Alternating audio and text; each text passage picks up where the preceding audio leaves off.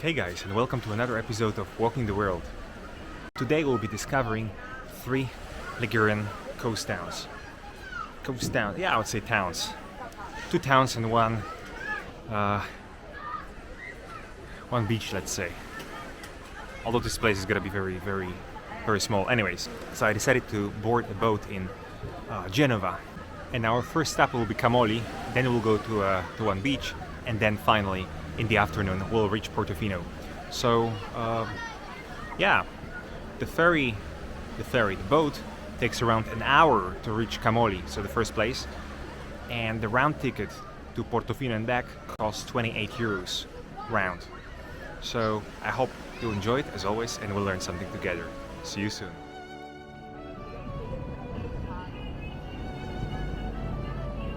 Today we are exploring one of the most famous stretches of the Ligurian coast, Camogli, San Fruttuoso, Portofino. This isn't just about scenic walks or swimming. These towns are steeped in centuries of history, from medieval fortresses to abbeys hidden in coves, and even the rise of Portofino as a luxury hotspot for millionaires and celebrities. I took the ferry from Genova. In the past, ferries connected small fishing villages like Camogli, allowing fishermen to sell their catch in the city, and travelers to explore the rugged Ligurian coastline.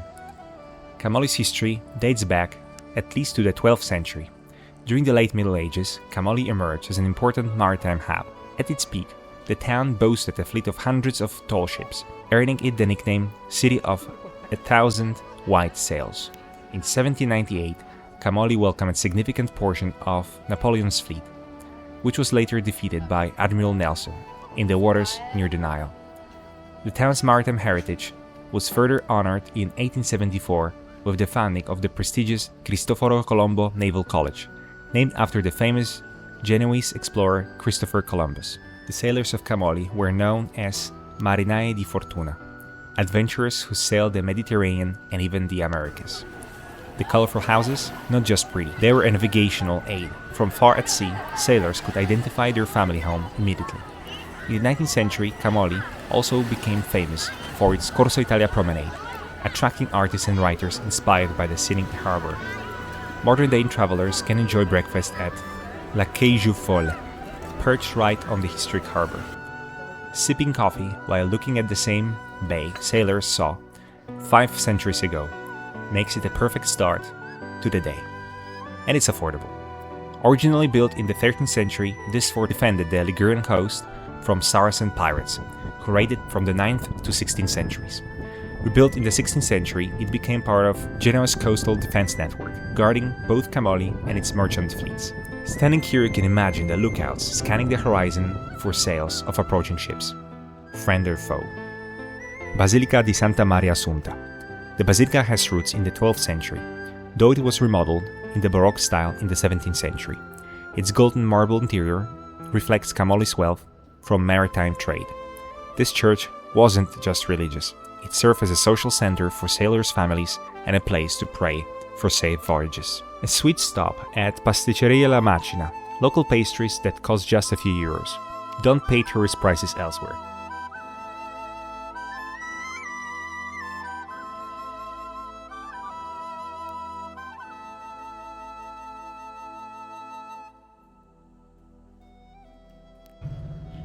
A sweet stop at Pasticceria La Macina, local pastries that cost just a few euros. Don't pay tourist prices elsewhere. Here get authentic Ligurian treats, like focaccia, dolce, and croissants filled with crema.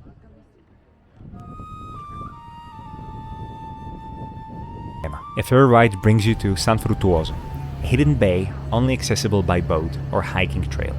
The Abbey of San Fruttuoso was founded in the 10th century by Benedictine monks.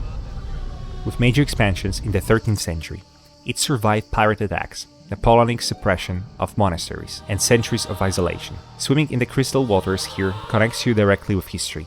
Medieval monks once fished and prayed in this exact cove. Expenses here are minimal, just a few euros for coffee and water.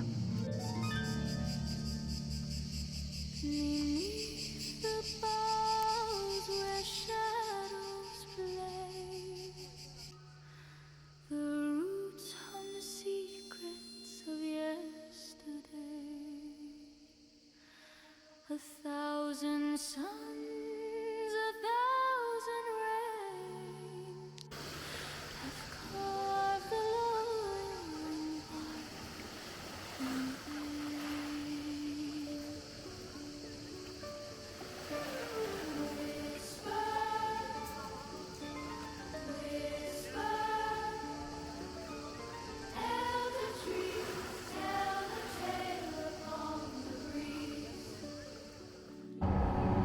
Portofino's history stretches back to Roman times, when it was a small settlement and fishing port supplying nearby Genoa.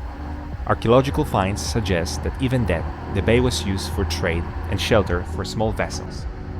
During the early Middle Ages, 5th to 10th centuries, Portofino remained a quiet village, largely isolated but strategically located along the Ligurian coast. By the 12th century, it fell under the influence of the Republic of Genoa, serving as a minor port for fishermen and merchants.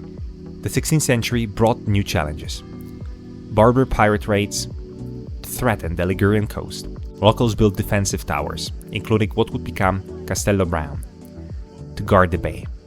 During this period, Portofino remained small but stable, its economy tied to fishing, olive cultivation, and maritime trade. Through the 17th and 18th centuries, Portofino retained its traditional charm. Wealthy Genoese families occasionally built villas along the cliffs, and the town became known for its quiet, scenic harbor, a contrast to the bustling ports nearby. By the 19th century, artists and travelers began noticing Portofino's picturesque beauty, setting the stage for its transformation into an artistic and later luxury destinations. The pastel houses, narrow streets, and sheltered harbor drew painters, writers, and eventually wealthy visitors seeking both charm and seclusion. Why millionaires fell in love with Portofino? The shift from artist haven to luxury destination happened mainly after World War II. Millionaires, industrialists, and Hollywood stars discovered Portofino for several reasons. Seclusion and privacy. Unlike bigger cities or more accessible towns, Portofino is largely pedestrian and reachable by boat or steep hiking trails. This offered discretion and exclusivity for high-profile visitors. Natural beauty. The combination of steep cliffs, turquoise waters, and colorful harbor houses makes it a visual paradise, perfect for yachts and waterfront villas. Cultural prestige. By the 1950s and 60s, the town became associated with celebrities: Elizabeth Taylor, Richard Burton, Brigitte Bardot, Truman Capote, Italian aristocracy, and wealthy industrial families from Genoa, Milan, and beyond. High-end amenities. Small luxury hotels, boutique shops, and fine dining catered to wealthy visitors, but without losing the charm of a quaint fishing village. Social proof and exclusivity. Once the first wave of the jet set arrived, others followed. The town became a symbol of Mediterranean sophistication, where to be seen was part of the experience. Chiesa Parrocchiale di San Martino. The Chiesa de Parrocchiale di San Martino, located in Portofino's oldest district, likely dates back to the 12th century, and it was originally built in the Lombard Romanesque style, similar to the nearby San Giorgio Church. The parish itself is older, with records suggesting it existed before the 11th century. In 1830, Pope Innocent II granted the church to the monks of San Fruttuoso, a privilege later confirmed by Pope Alexander III in 1864. Ownership passed through various hands, including Prince Andrea Doria by papal decree in 1550. In the late 19th century, it came under the Archdiocese of Genoa in 1885, and later the Diocese of Chiavari in 1892.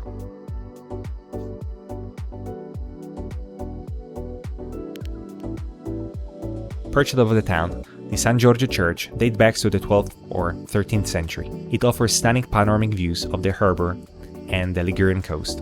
Originally built as a chapel for local nobility and sailors, it became a symbol of protection and prosperity for the village. Before the trip, I promised myself I will drink an Aperol Spritz in Portofino. Most bars charge 25 euros, but I got mine with snacks for 8 euros from Portofino Market. Sitting at the harbor, sipping an Aperol, you can feel both historic charm and modern luxury in one moment. Cost: fare from Genova to Camogli, Fruttuoso, Portofino, and back 28 euros. Coffee and croissant, and later early lunch in Camogli, 10 euros. Coffee and water in San Fruttuoso, 4 euros. Snacks and Aperol in Portofino, 8 euros. What can we learn?